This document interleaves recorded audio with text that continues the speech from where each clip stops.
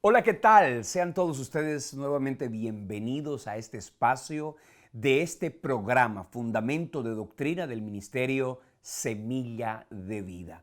Estamos aquí sembrando la palabra que tiene promesa de dar fruto, no solamente en este tiempo, sino también en el venidero. Quiero agradecer a Dios por esta oportunidad, quiero agradecerle a Él por el espacio que nos regala semana a semana, por todo lo que nos ha entregado para poder llevar la palabra. Él es el mayor interesado, es el más interesado en que todos nosotros podamos ser edificados, no solamente para que nuestra vida sea bendecida, sino también para que podamos ser instrumentos de bendición en la vida de otras personas. Aprender la palabra simplemente para satisfacer la curiosidad o de pronto el interés individual no es tan efectivo como cuando nosotros queremos aprender la palabra para poderla compartir con otros. Y es que se aprende más cuando lo que yo recibo y lo que yo aprendo lo comparto con otras personas. Eso, lógicamente, nos lleva a ese terreno que la palabra dice que es más bienaventurado dar que recibir. Si usted está hoy con nosotros en vivo o si por cualquier razón nos está viendo en diferido, quiero pedirle que de igual manera nos ayude a compartir esta enseñanza. Es muy sencillo, es simplemente copiar el link y compartirlo con otras personas. Hay algunos que me envían mensajes diciendo, pastor, tengo un grupo de personas a las cuales yo les llevo la palabra, se las envío y están siendo bendecidas. Gloria a Dios por tu vida, por ser instrumento para difundir este mensaje. Si por cualquier razón estás en este momento en Facebook o simplemente copiar el link y compartirlo en tu propio muro de Facebook, hará que muchas más personas puedan ser edificadas. Quiero que le demos gracias al Señor, quiero que oremos en este momento y le pidamos a Dios que nos bendiga. Vamos a pedirle a Él que nos ayude a caminar, a crecer en fe. Padre, gracias por cada vida en este momento, gracias por cada persona, Señor, que se da cita con nosotros en este espacio. Yo los bendigo en tu nombre y te pido, Padre, que tu palabra hoy nuevamente por gracia se deje oír. Háblanos, bendícenos, ministranos y que cada uno de nosotros pueda crecer y pueda ser mucho más como tú. Gracias por este ministerio, gracias por la obra que nos permites hacer para sembrar tu palabra. Reprendemos toda obra de las tinieblas y todo ataque o cualquier oposición que se quiera levantar. Sabemos, Señor, que es tu palabra la que está siendo enseñada y tú te encargas de que ella corra y sea glorificada. En el nombre poderoso de Jesús, gracias te damos, Dios. Amén y amén. Bien, vamos esta noche, para entrar en materia, a hablar de la humanidad de Cristo. Hace 8 días tuvimos la oportunidad, si por cualquier razón, hace 8 días tuvimos algún inconveniente en el momento de la transmisión, y si por cualquier razón no pudiste ver el tema de la semana pasada, pues es muy sencillo. Ve a nuestro canal. Yo espero que cada uno de ustedes ya esté suscrito. Es muy sencillo, Semilla de Vida con Elio Galvis. Darle suscribirse y activa las notificaciones. De esa manera, cuando el video esté montado, a ti te va a llegar una notificación donde te va a decir que hay un nuevo material, no solamente de este programa, Fundamentos de Doctrina, sino también de Aliento del Cielo. Y cuando en muy poco tiempo podamos dar inicio a qué dice la Escritura, que es otro espacio, también vas a ser notificado cuando esto así suceda.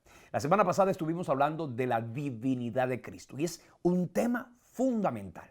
La divinidad de Cristo es un tema que tú y yo necesitamos tener claro. Y tener claro no únicamente porque sabemos, la gran mayoría de ustedes dice, yo sé que Jesucristo es Dios. Pero no es únicamente tenerlo claro para nosotros, sino tenerlo claro para poderlo compartir con otros. A Jesús la gente lo ha visto históricamente como Dios, pero algunos lo han visto simplemente como un maestro. Lo han llevado al sitial de un gran hombre. Y es importante que a todo el mundo le quede claro que Jesucristo es Dios y que con el Padre y el Espíritu Santo tiene la misma sustancia, la misma naturaleza divina y como consecuencia de eso es objeto de adoración. Hoy vamos a hablar de la humanidad de Cristo. Ahora, es importante que nosotros entendamos cuál fue la razón por la cual el Señor tuvo que venir, el Cristo eterno tuvo que venir a la tierra para pagar el precio. Alguno pudiera haber dicho, bueno, si en el huerto del Edén Adán y Eva pecaron Y allí en el huerto del Edén el mismo Dios soluciona el problema diciendo, ¿sabes qué? Borrón y cuenta nueva, aquí no ha pasado nada, vamos a comenzar de nuevo. Pero déjame decirte, era necesario que se ofreciera un sacrificio. Era necesario que se ofreciera una víctima que pudiera cumplir la expectativa y la exigencia divina. Y obviamente no podía ser un ser humano, porque todos los seres humanos, como dice Romanos 3:23, como dice Romanos 6:23, todo ser humano, al ser engendrado y al tener naturaleza pecaminosa, es absolutamente improbable que un ser humano pueda salvarse a sí mismo, ni siquiera salvar a otros. Entonces, hoy debemos entender que Jesucristo murió y resucitó, y su muerte y su resurrección tuvieron efectos salvadores porque Él no tenía pecado, porque en Él no había ningún tipo de iniquidad ni de maldad. Una cosa es que Cristo haya asumido naturaleza humana, pero otra cosa es decir que Él asumió naturaleza pecaminosa. Y es importante que hoy entendamos que la naturaleza con la que Cristo vino a la tierra es la misma naturaleza humana que tenía Adán cuando fue creado y puesto en el huerto del Edén. Una naturaleza humana. Ahora, leyendo la palabra, específicamente ya ustedes y yo sabemos que cuando el hombre allí en el huerto del Edén, Adán y Eva pecaron, allí en el huerto del Edén dice la Escritura que cayó la raza humana, entró en un estado de condenación y de muerte. Y cuando leemos la Escritura en Génesis capítulo 3, nos damos cuenta que interviene Dios ante ese panorama desolador y de adversidad. Y Dios interviene. Y cuando Dios interviene, lo primero que hace es preguntarle a Adán, ¿qué es lo que había ocurrido? Y después que Dios le habla a Adán, le habla directamente al protagonista del pecado en la raza humana, que es Satanás. Y hay una expresión muy poderosa que se encuentra en Génesis capítulo 3, versículo 15. Esa palabra y esa profecía era directamente de parte de Dios para con Satanás. Y le dijo, pondré enemistad entre ti y la mujer, entre tu simiente y la simiente suya. Esta te herirá en la cabeza y tú le herirás en el calcañar. Mire, hermano, esa porción de las Escrituras, ese versículo es tan poderoso y tan contundente que se constituye en la primera promesa de redención que se encuentra en las Escrituras. Ahora, esa promesa, lo que está diciendo en básicas palabras es, Satanás, de la simiente de una mujer, un día nacerá uno que aunque tú le hieras en el calcañar, este te herirá en la cabeza. La iglesia tradicional ha tomado como referencia esa porción de las Escrituras para erigir una imagen de una virgen a la que llaman la Inmaculada Concepción. Pero déjeme decirle una cosa y aclararle, quien le pisó la cabeza a Satanás no es María, no fue María. Quien le pisó la cabeza a Satanás es la simiente de la mujer.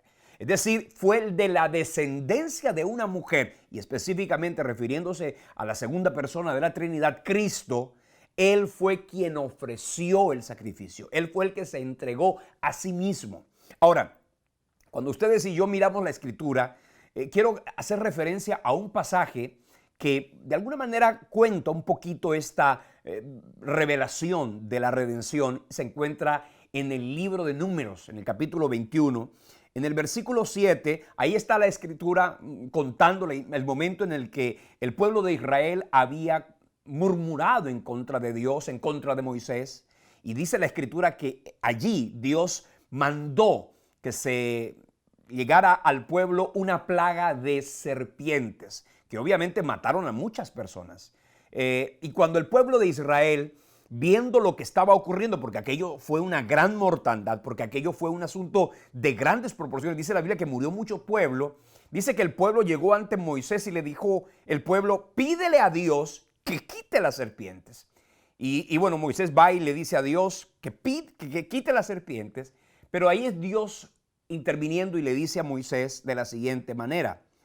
Versículo 8 del capítulo 21 del libro de Números. Dice, y Jehová le dijo a Moisés, hazte una serpiente ardiente y ponla sobre una asta y cualquiera que fuere mordido y mirare la serpiente vivirá.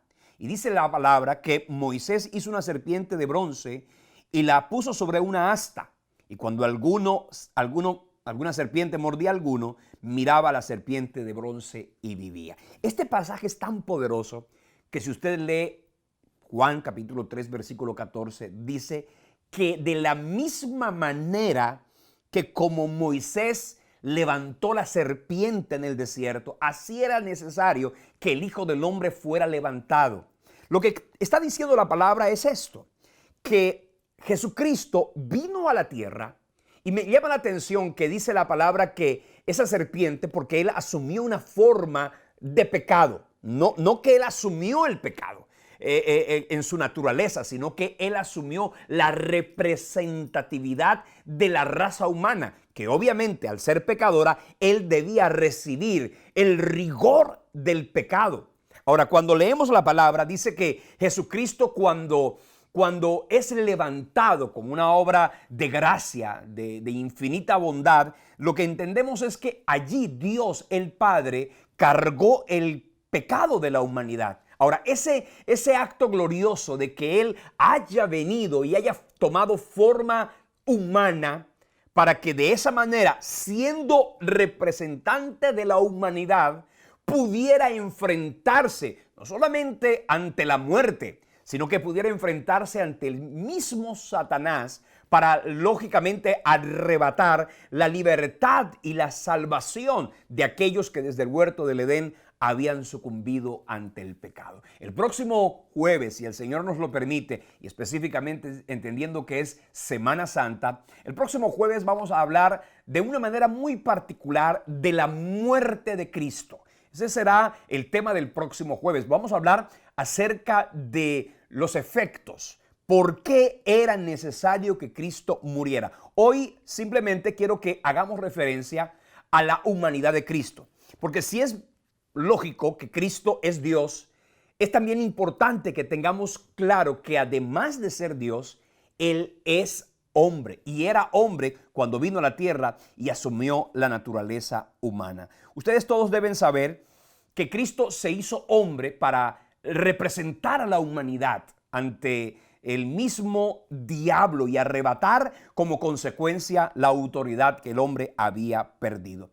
Y en Filipenses, capítulo 2, del 5 en adelante, hay una hermosa declaración teológica. De hecho, déjeme decirle, no hay un texto bíblico que tenga mayor repercusión teológica que este en lo que a la cristología se refiere. Lógicamente, dice Filipenses 2 del 5 al 11, haya pues en vosotros este sentir que hubo también en Cristo Jesús, el cual siendo en forma de Dios, dice aquí, no estimó el ser igual a Dios como cosa a que aferrarse, sino que se despojó a sí mismo, dice, tomando forma de siervo, hecho semejante a los hombres.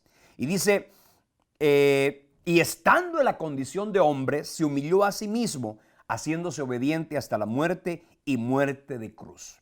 Por lo cual Dios también le exaltó hasta lo sumo y le dio un nombre que es sobre todo nombre, para que en el nombre de Jesús se doble toda rodilla de los que están arriba en los cielos, en la tierra y debajo de la tierra, y toda lengua confiese que Jesucristo es el Señor, para la gloria de Dios Padre.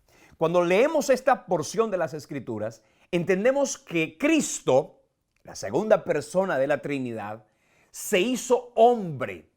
Ahora, se hizo hombre para cumplir la profecía de Génesis 3:15. Se hizo hombre para asumir la condición humana y para cumplir la ley. Esa ley que para el hombre era imposible cumplirla, dice el texto en el capítulo 4 del libro o de la carta de Pablo a los Gálatas, en el versículo 4 dice, cuando vino el tiempo del cumplimiento, Dios envió a su Hijo nacido de mujer y nacido bajo la ley, para que redimiese a los que estaban bajo la ley, a fin de que recibiésemos la adopción de hijos.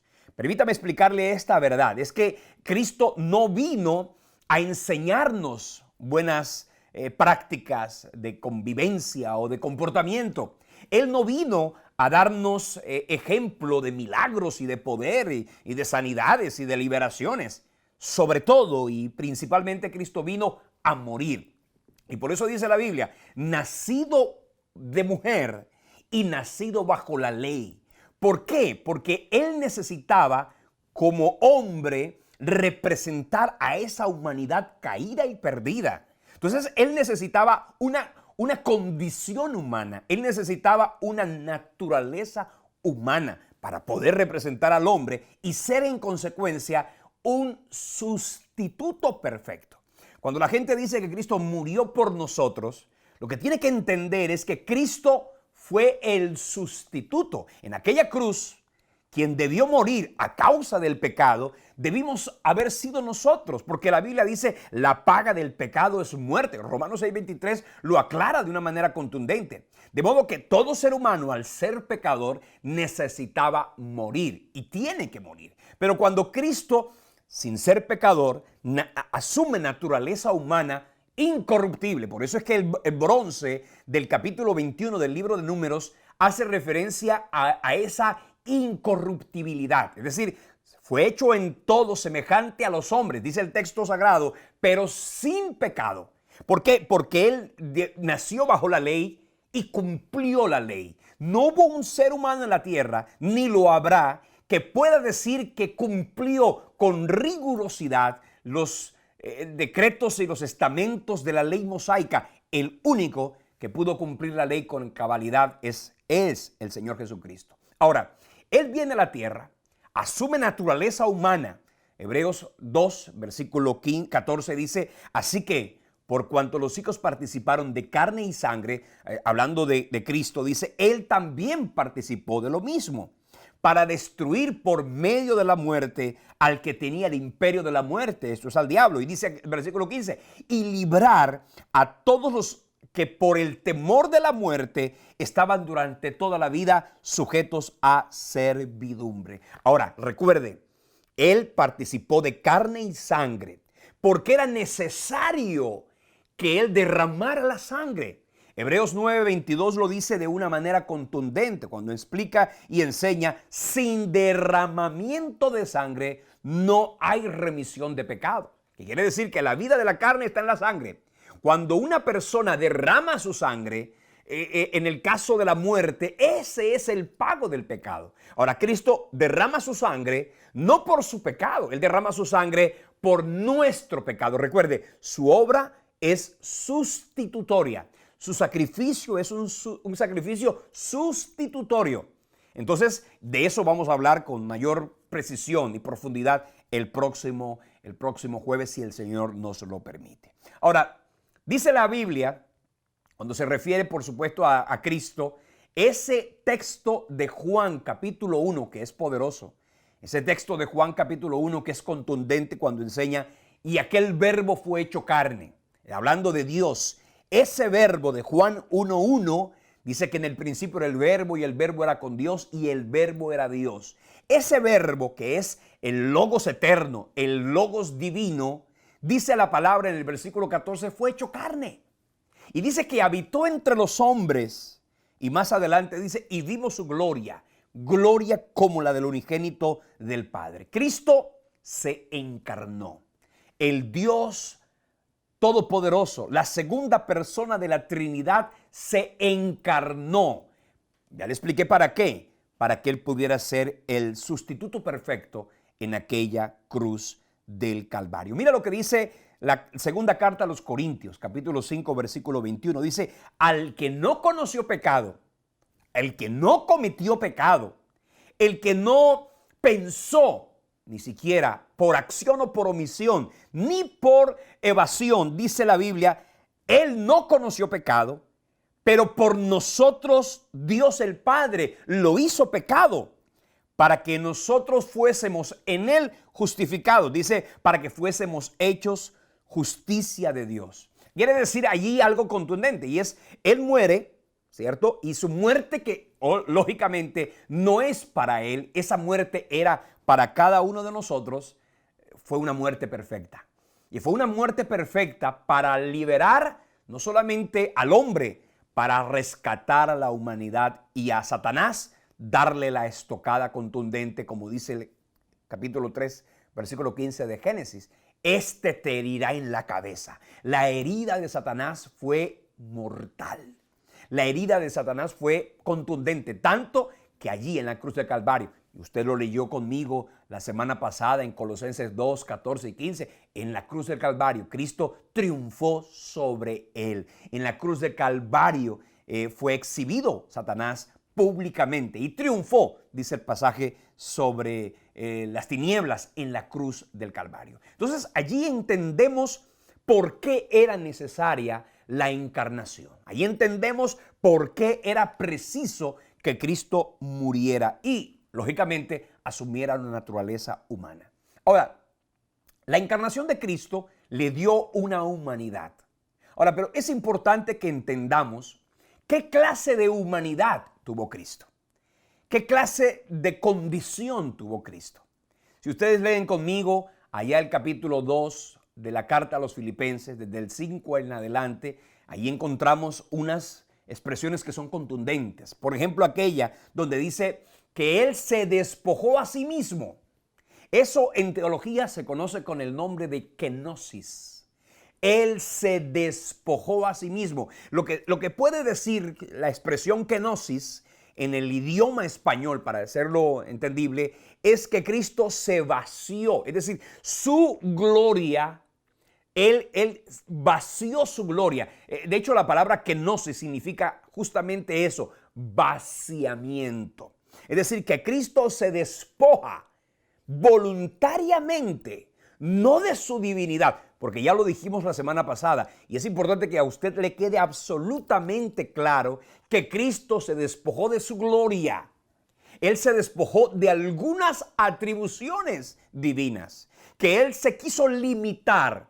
Dice que se humilló, asumió una condición humana, pero eso lo hizo lógicamente para mostrar la humanidad del ser humano con la que Él iba a identificarse y así darle libertad. Entonces ahí encontramos que Él se despojó a sí mismo.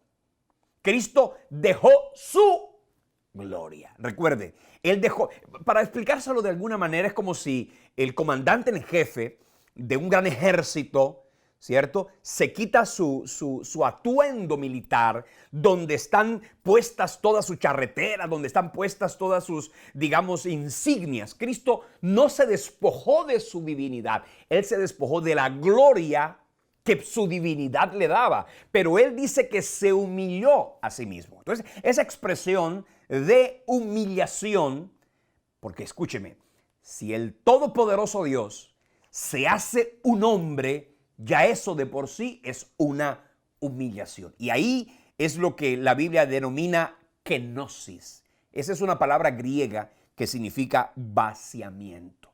Ahora, si ustedes leen las Escrituras, a Cristo se le mostró en la palabra como un hombre. Si ustedes leen, por ejemplo, Juan 19:5, una de las maneras o la forma como Poncio Pilato mostró a Jesús frente a la multitud es: aquí tienen al hombre. Y ese hombre, lógicamente, era Cristo. Un hombre que no solo se hizo un ser humano, es que hay otra palabra que quiero introducir en este momento, y es que Él se hizo siervo. Porque si Cristo, el eterno Dios, se hace hombre, ya eso es una humillación. Pero, ojo, Él no se hizo el más grande de todos los hombres. Él se hizo el más siervo de todos los hombres. Entonces es ese término que, si hacer referencia a esa humillación de Cristo, de su divinidad a la condición humana, de esa condición de gloria a la condición de ser humano, se denomina kenosis.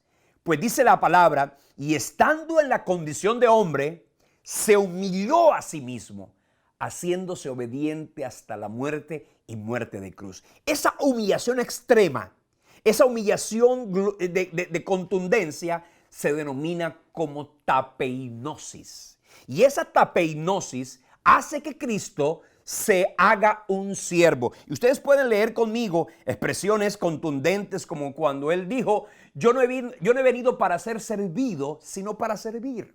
Entonces, esa condición de humillación lógicamente hizo que en Cristo nosotros pudiéramos tener el ejemplo de la entrega y del sacrificio, pero también el testimonio de la exaltación. Porque si ustedes leen el texto, dice que por lo cual Dios le exaltó hasta lo sumo. Es decir, su muerte, que produjo el efecto que tenía que producir, que era rescatar al hombre, que era rescatar a la humanidad, que era vencer y derrotar a Satanás, produjo en él una gloria tan poderosa que dice el texto, Dios le exaltó hasta lo sumo y le dio un nombre que es sobre todo nombre, para que en el nombre de Jesucristo se doble toda rodilla de los que están arriba en los cielos, en la tierra y debajo de la tierra, dice, y toda lengua confiese que Jesucristo es el Señor, para la gloria de Dios Padre. Decirlo de esta forma sería perfecto.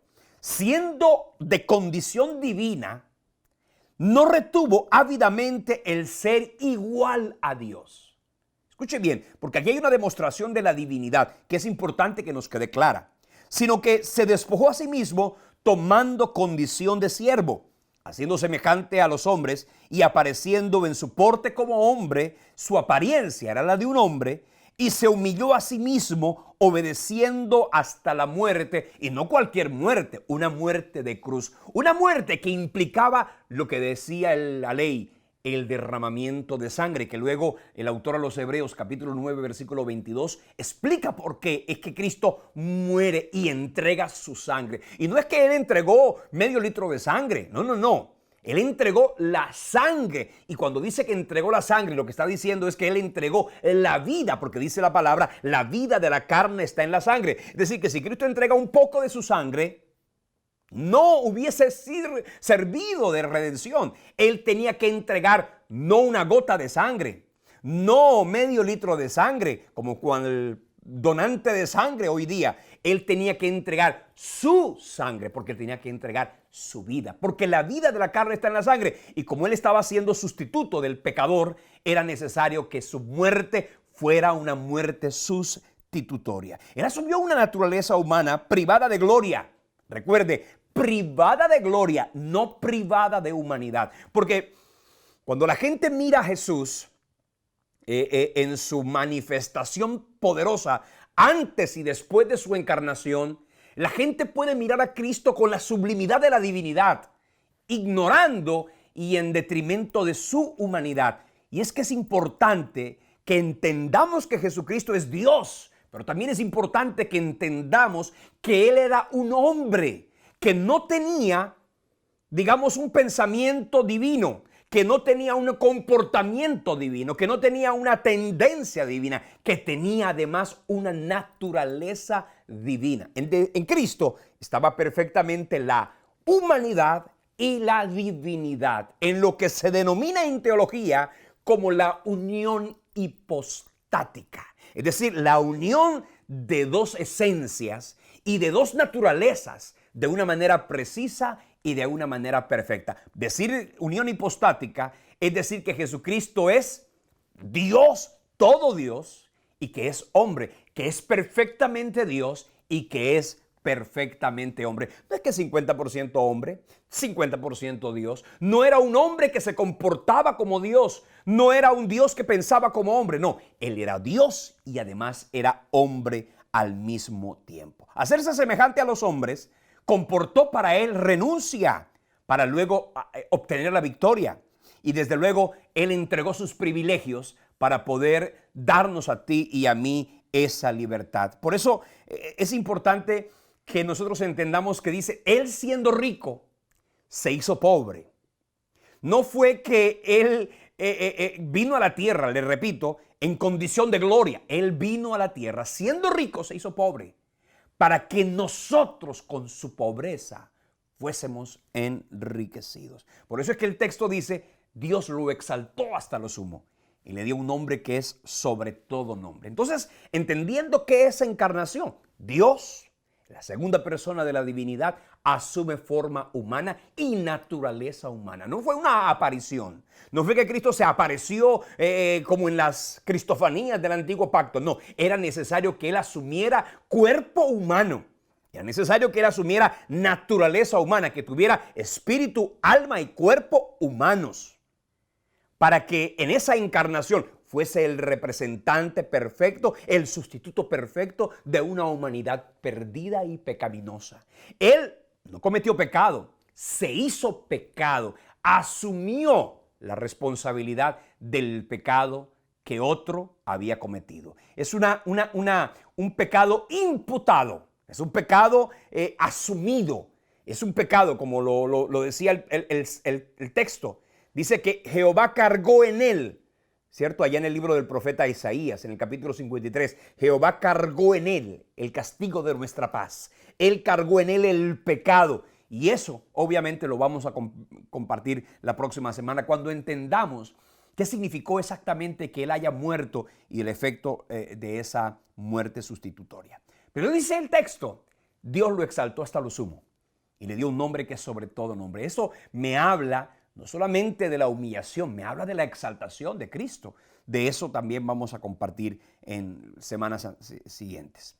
Esa naturaleza humana que en las Escrituras usted va a encontrar la naturaleza humana de Cristo de una manera contundente, tanto que la gente por mirar solamente la humanidad de Cristo han llevado en detrimento de la divinidad. Y déjeme decirle una cosa, se puede ver a Jesús como Dios sin menospreciar o socavar su humanidad. Y se puede mirar la humanidad de Cristo sin menospreciar y sin socavar su divinidad. Le repito, Él era 100% hombre, Él era 100% Dios. Todo hombre y todo Dios. Dos naturalezas, no dos personalidades, dos naturalezas en la misma persona. Ahora, si ustedes miran la Escritura, dice el versículo 1, capítulo 1, versículo 14 de Juan, y aquel verbo fue hecho carne y habitó entre nosotros y vimos su gloria, gloria como la del unigénito del Padre, lleno de gracia y de verdad. Cuando Cristo estuvo en la tierra, no fue, escuche bien, un ser que de inmediato llegó a la humanidad. No, Él vino a la tierra desde la misma gestación, desde el mismo momento en que fue concebido en el vientre de María. Porque permítame explicarle una cosa. Dios en Cristo necesitaba una naturaleza humana, de manera que Él buscó una virgen, porque así lo decía la profecía, la virgen concebirá y dará a luz un hijo. Para que la virgen concibiera y diera a luz un hijo era necesario que no fuera por intervención humana ni de varón. Era necesario que ese óvulo fuera fecundado por el mismo Dios. De manera que se puede decir que perfectamente allí encontramos las dos naturalezas.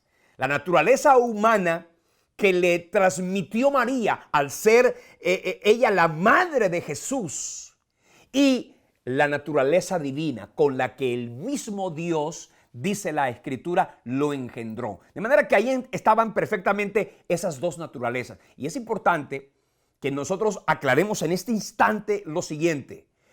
Jesús necesitaba una madre para su naturaleza humana, no necesitaba una madre para su naturaleza divina. Por eso decir que María es la madre de Dios, la Theotokos, es algo absolutamente inadmisible. María es la madre de Jesús, la madre de la naturaleza humana de Jesucristo. Y eso es importante que a todos nos quede claro. Ahora, esa naturaleza humana, que en la Biblia la encontramos en muchos pasajes y en muchos momentos, nos muestran evidentemente su humanidad. Y alguien decía que su perfecta humanidad es una más de las evidencias de su completa divinidad.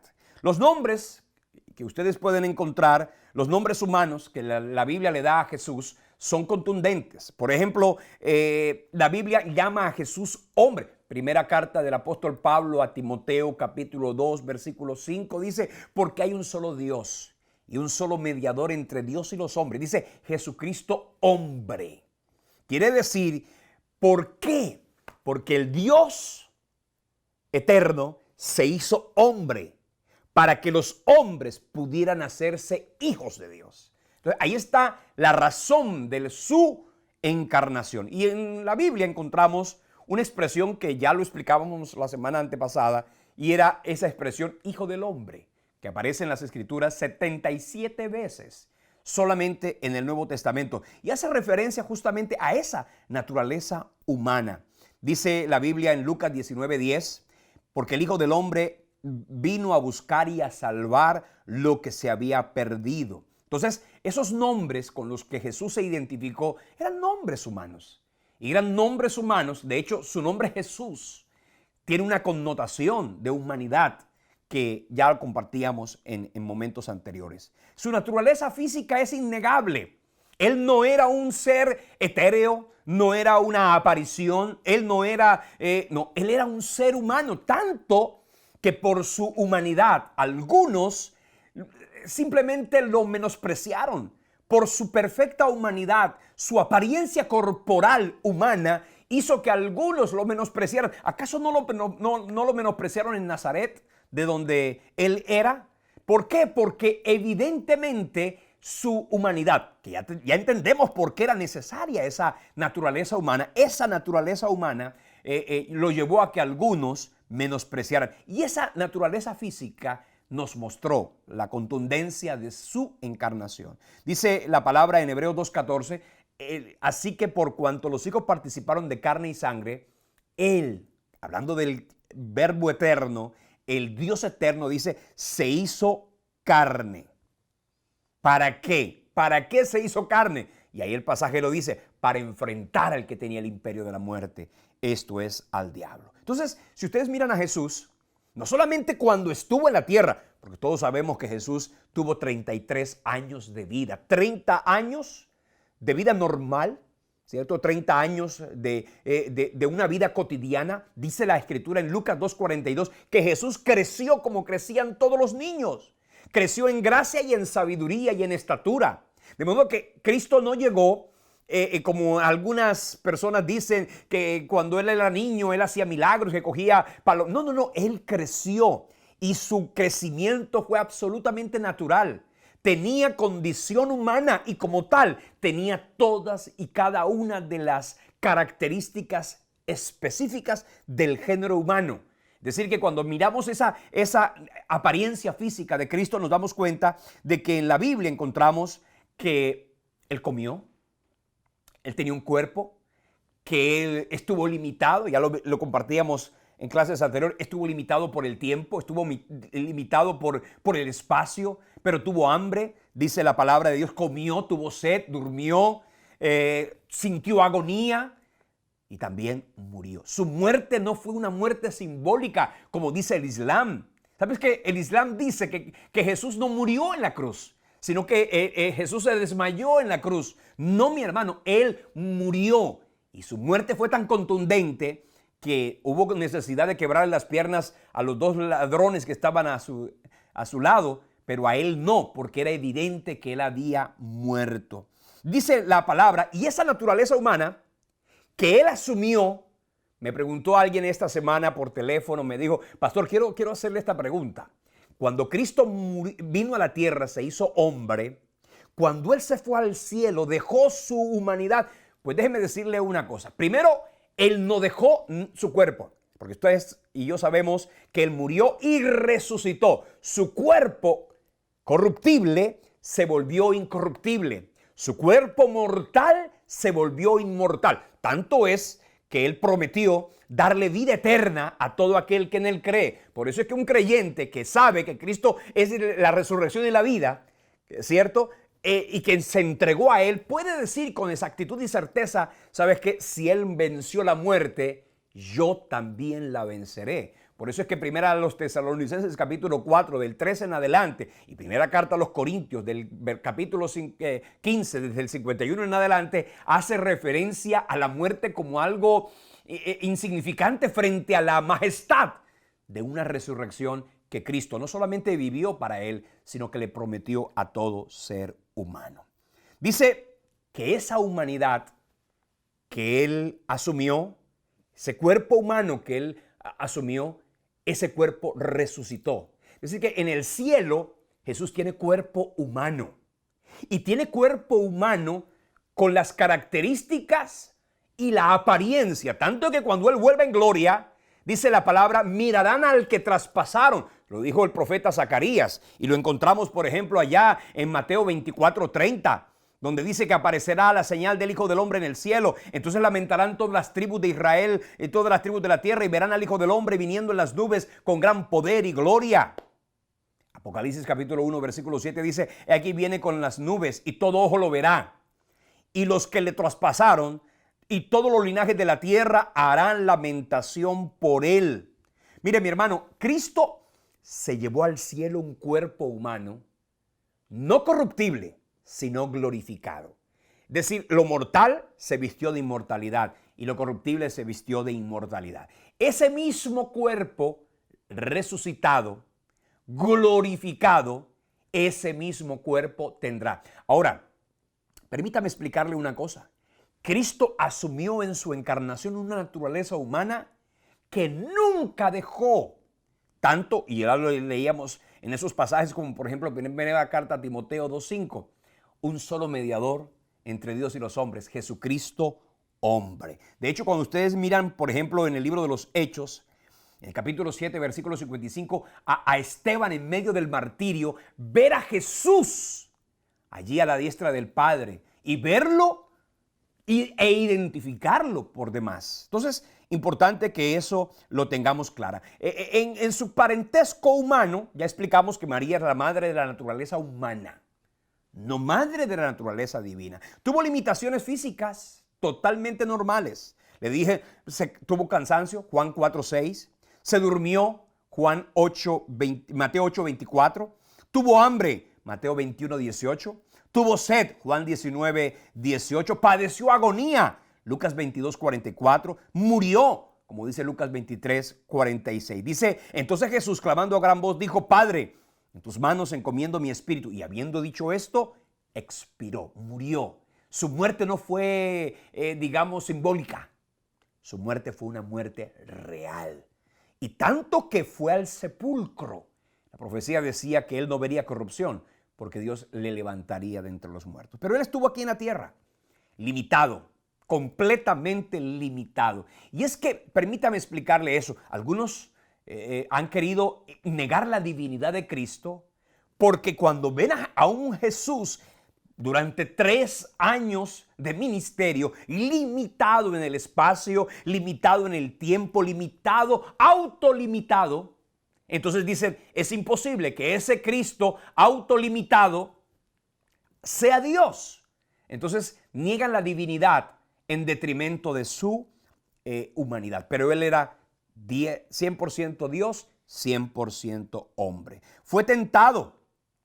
Y cuando dice la palabra que fue tentado, significa que él tuvo la tentación no de la concupiscencia humana, porque la concupiscencia humana con la que tú y yo somos tentados es la concupiscencia del pecado. Recuerde que él asumió naturaleza humana, nunca naturaleza pecaminosa. Hebreos 2:18 dice, pues en cuanto él mismo padeció siendo tentado, es poderoso para socorrer a los que son tentados. Y la tentación que usted lee en Mateo 4 no era la tentación necesariamente de llevarlo a pecar, sino la tentación, lógicamente, de corromper su naturaleza humana para que no fuera el sustituto perfecto, pero también era la tentación del mismo Satanás, llevándolo a exhibir su divinidad. Por eso lo dijo en varias ocasiones, si eres el Hijo de Dios, haz esto, si eres Dios, haz aquello, porque el diablo simplemente, que sabía que estaba frente al Redentor,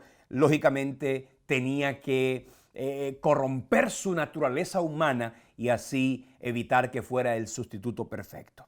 Dice Hebreos 4:15, no tenemos un sumo sacerdote que no pueda compadecerse de nuestras debilidades, dice, sino uno que fue tentado en todo según nuestra semejanza, pero sin pecado. Recuerde, tentado en todo según nuestra semejanza humana, no en nuestra semejanza pecaminosa. Lo cierto es que él vivió en la tierra y experimentó con su vida misma lo que significa voluntariamente someterse a la voluntad y a la grandeza de un Dios todopoderoso. Ahora, Jesús no venció a Satanás porque era Dios. Él lo venció porque era un hombre que en la humanidad lo pudo enfrentar. Recuerda eso sí, que Jesús, a pesar de tener debilidades y fragilidades, a pesar de tener limitaciones, Él hizo algo que tú y yo tenemos que hacer, y es buscar permanentemente. Porque en la limitada condición en la que se encontró en la tierra, lo vemos una y otra vez orando. 25 veces en la Biblia aparece de Jesús siendo Dios, orando. De manera que si Cristo necesitaba comunión, cuánto más tú y yo, que tenemos una naturaleza pecaminosa, frágil y quebrantable, necesitamos de esa comunión. Él necesitaba comunión. Por eso dice Marcos 1:35, levantándose muy de mañana, siendo aún muy oscuro, salió y fue a un lugar desierto y allí oraba.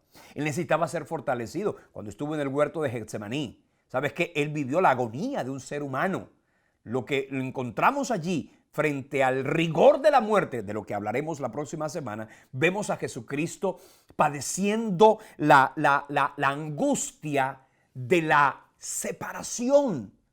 Jesús, el que dijo, el Padre y yo uno somos, ahora tenía que decir, si es posible, pasa de mí esta copa. Es decir, si es posible que no tenga yo que morir, que no tenga yo que cargar el castigo del pecado, porque eso no solamente significaba para él el rigor de la muerte, sino la separación, que lógicamente fue más contundente, el que el Padre le haya, ignorado por el momento en el que él tenía el castigo del pecado.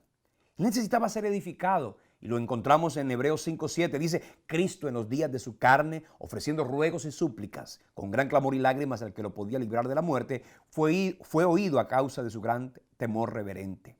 Dice, y aunque era hijo, por lo que padeció, aprendió obediencia.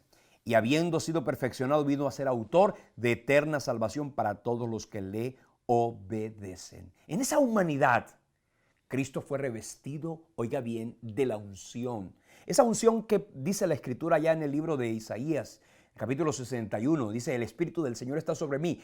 Eso que Cristo experimentó y mostró, no lo hizo porque era Dios, porque para él era fácil. No, ahí vemos a Jesús, lógicamente, siendo revestido de la autoridad. Dice Hechos 10:38, cómo Dios ungió con el Espíritu Santo y con poder a Jesús de Nazaret, y cómo éste anduvo haciendo bienes y sanando a todos los oprimidos por el diablo, porque Dios estaba con él. En la humanidad, Jesús fue revestido de la unción con la que pudo enfrentar las tinieblas. Dice, sigo diciendo que esa participación de Cristo en la naturaleza humana fue para que nosotros participáramos posteriormente de la honra y de la gloria de ser hijos de Dios. Nunca, y escuche bien porque hay un texto que en la Escritura puede generar algún tipo de confusión, donde algunos pueden llegar a decir que nosotros llegamos a ser dioses, cuando dice 2 de Pedro 1:4, cuando dice, por medio de las cuales nos ha dado preciosas y grandísimas promesas,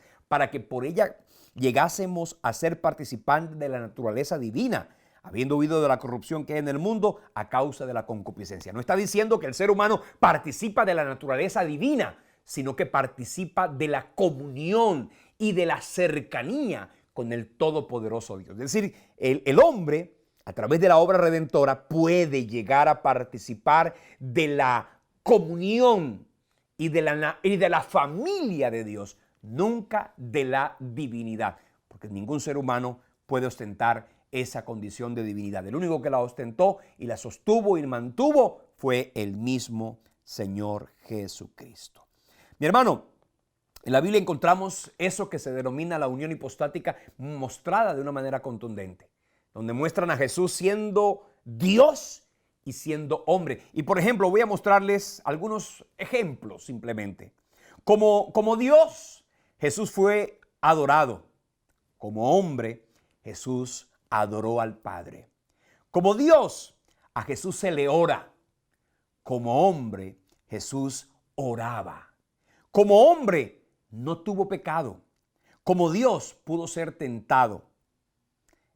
Como hombre pudo llegar a ser tentado, aunque su naturaleza divina lo hacía absolutamente imposible de caer y sucumbir ante el pecado. Como Dios omnisciente, cuando estuvo en la tierra como hombre, tuvo la necesidad de crecer en sabiduría. Como Dios da vida eterna, como hombre tuvo que morir. Como Dios, en él dice la Biblia en Colosenses 2:9, habita corporalmente toda la plenitud de la deidad. Como hombre tuvo un cuerpo de carne y hueso que tuvo que vivir y sufrir el rigor no solamente de una vida humana, sino también el rigor de una muerte que lógicamente en el caso de él tenía una repercusión contundente, y de eso vamos a compartir la próxima semana. Mi hermano, cuando hablamos de unión hipostática estamos diciendo justamente eso, que Jesús tenía dos naturalezas, no dos personalidades, le repito, dos naturalezas, una naturaleza divina y una naturaleza humana.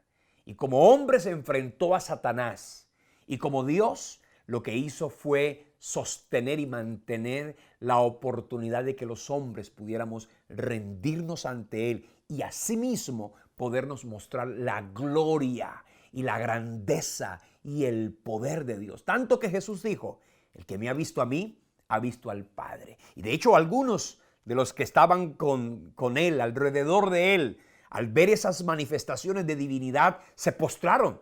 Como Tomás cuando se postró a sus pies y le dijo, Señor mío y Dios mío. Cuando Pedro se ciñó y corrió ante Él y se postró. Algunos otros, cuando vieron esas manifestaciones, lo quisieron apedrear porque dijo, siendo hombre te haces Dios. Y no porque Él anduviera diciendo que era Dios, sino porque Él mostró atribuciones que ya lo compartíamos la semana anterior: perdonar pecados, recibir adoración. Son expresiones y atribuciones que solamente Dios en su divinidad ostentaba, y que Cristo, mientras estuvo en la tierra, las mostró. Porque no tenía, oiga bien, ningún despojamiento de su divinidad. Él tuvo un despojamiento de su gloria. Una gloria que momentáneamente y por el espacio de 33 años tuvo que vivir, pero que luego, dice la palabra, le fue entregada una gloria tan poderosa que hoy está sentado a la diestra del Padre. Y allí, como nuestro abogado, como nuestro sacerdote, intercede para darnos vida y vida eterna. Así que, mi hermano, estudiar esta noche este tema es definitivamente maravilloso. Sé que puedes tener muchas preguntas. Si tienes alguna inquietud o alguna pregunta, por favor envíanosla. Usted puede perfectamente escribirnos a cualquiera de nuestras redes sociales. Acuérdese, mi red personal de Instagram es @ElioGalvisM. O también puedes escribirnos a nuestro, nuestra red social de Instagram, que es @minsemilladevida. Envíanos tus preguntas, que con muchísimo gusto, y el tiempo sé que se nos ha ido, pero podemos y queremos darte una respuesta. O escríbenos a nuestra fanpage de nuestro ministerio Semilla de Vida. Queremos estar en contacto con cada uno de ustedes y bueno, aclarar cualquier duda, cualquier inquietud que en algún momento pudieras llegar a tener. Lógicamente, siempre a la luz de las Sagradas Escrituras, a la luz de la palabra. El tiempo se nos ha ido, pero quiero honrar al Señor en esta noche, darle gracias porque nos permitió y nos permite estar cerca de ti. Aunque la distancia en algún momento puede generar algunas, distanciamientos, el amor y la unión del Espíritu Santo nos permite mantenernos cerca. Y hoy estamos cerca. Estamos cerca porque nos amamos en el amor de Cristo y porque Él nos está preparando para que un día nos vuelva a buscar. Gracias por acompañarnos esta noche. Recuerden, manténgase rendido ante aquel que murió y resucitó. Comparta la fe con los que hoy no tienen a Cristo en su corazón. Lléveles a ellos el mensaje de salvación y el mensaje de vida eterna. Permítanos seguir sembrando la palabra. Acompáñenos con su ofrenda, acompáñenos con su oración, acompáñenos con su respaldo a través de nuestros momentos de intercesión. Por favor, inclúyanos para que así podamos seguir llevando la palabra, para que la palabra corra y sea glorificada. Les bendigo de una manera muy especial. Nos vemos la próxima semana, Semana Santa. Vamos a estar enseñando y compartiendo para que su vida y nuestra vida sea bendecida. Hay una cuenta de Bancolombia con la cual usted nos puede enviar sus aportes, su siembra, su donación. La necesitamos y sabemos que esta le repercutirá a usted mucha más gloria y mucha más bendición. Hay una cuenta también de PayPal que es a través de Min Semilla de Vida. Usted nos puede enviar sus aportes para que así podamos seguir haciendo la obra del Señor. Dios les bendiga. Nos vemos entonces el próximo jueves en este espacio de Fundamentos de Doctrina del Ministerio Semilla de Vida con Elio Galvis. Les amo en el amor de Cristo. Hasta una próxima oportunidad. Bendiciones.